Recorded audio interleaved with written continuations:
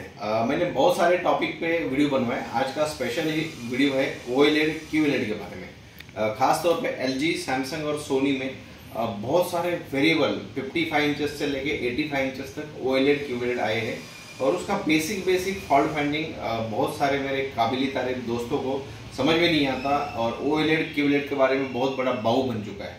तो basic problems के बारे में आज हम लोग बात करेंगे। OLED के बेसिक स्ट्रक्चर्स के बारे में बात करेंगे। तो पहला तो OLED QLED में बेसिक आने वाला प्रॉब्लम है स्टैंड बाय मोड। जैसे कि आप देख सकते हो ये 65 इंचेस का OLED है। काफ़ी बेहतरीन मॉडल है और काफ़ी स्लिम मॉडल है। अगर आप देखेंगे तो मोबाइल से भी बहुत पतला मॉडल है, बहुत छोटा मॉडल है। इसमें बेसिक प्रॉब्लम क्या आता है बताता हूँ आपको। इसमें पहला प्रॉब्लम आता है कि जैसे हम लोग टीवी ऑन करेंगे तो रेड लाइट लगेगा। हम जब स्विचिंग करेंगे रिमोट से या फिर बटन से, रिले में ऐसा टक टुक आवाज आएगा पावर सप्लाई में, बट ये ऑन नहीं होगा। टीवी इंडिकेटर चला गया बट नो पिक्चर है, नो साउंड है।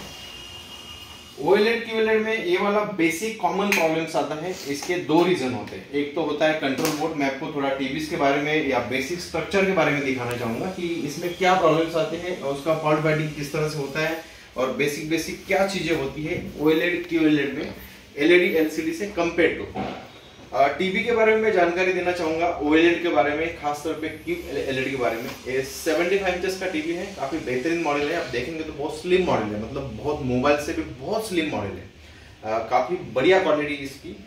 पहला तो मैं थोड़ा बेसिक OLED के बारे में स्ट्रक्चर बताता हूँ आपको। ये इसको हम लोग पावर सप्लाई बोल सकते हैं।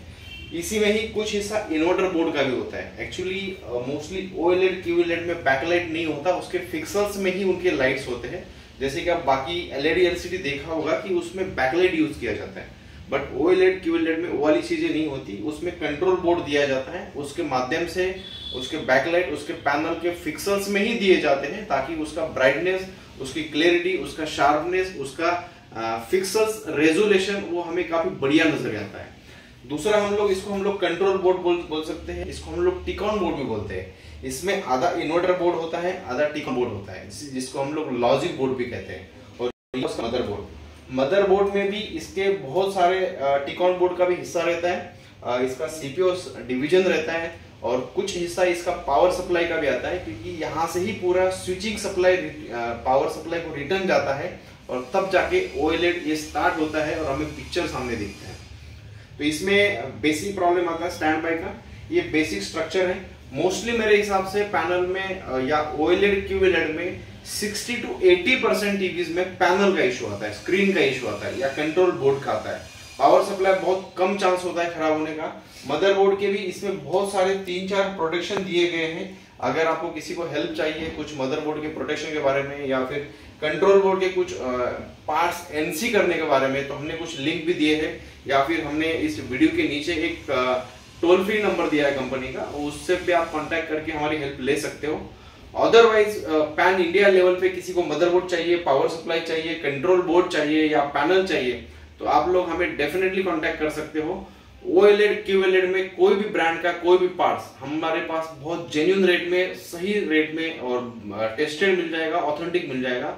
और विदाउट मतलब आपको हमारे टोल फ्री नंबर पे कुछ हेल्प चाहिए टेक्निकल, तो वो भी सारी मिल जाएगी। इसके अलावा आपको कुछ भी एसेसरी चाहिए, स्पीकर से लेके पावर सप्लाई, मदरबोर्ड से लेकर टिकॉन बोर्ड, एवरीथिंग हमारा सपोर्ट मिलेगा। इसके बावजूद भी हम लोग प्रोजेक्टर्स, टीवी के स्पेयर पार्ट भी बेचते हैं, उसका रिपेयरिंग के लिए भी सर्विस प्रोवाइड करते हैं। अगर कोई हमें पैन इंडिया लेवल पे अगर बोर्ड भेज सकता है OLED QLED का, तो हम वो रिपेयर करके आपको बाय कुरियर वापस भी भेज सकते हैं। इसके अलावा कुछ भी टेक्निकल हेल्प होती है तो आप हमें कॉन्टेक्ट कर सकते हो। खुशी होगी हमें कि आपको कुछ हेल्प करने में। Thank you so much.